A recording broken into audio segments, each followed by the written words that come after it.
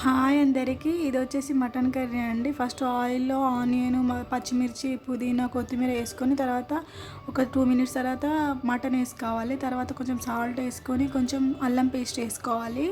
అల్లం పేస్ట్ వేసుకొని ఒక 2 మినిట్స్ తర్వాత కొంచెం పసుపు వేసుకోవాలి. తర్వాత మూత పెట్టి ఒక 2 మినిట్స్ తర్వాత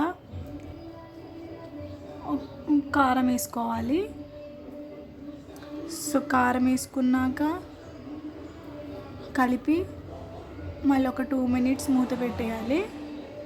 ఆయిల్ బాగా మగ్గిపోతుంది కారం అన్నది.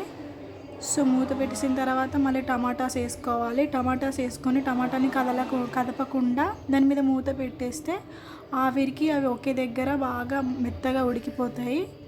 సో ఉడికిపోయిన తర్వాత కొంచెం వాటర్ పోసి కొంచెం సేపు ఉడికిస్తే మటన్ కర్రీ రెడీ అవుతుందండి.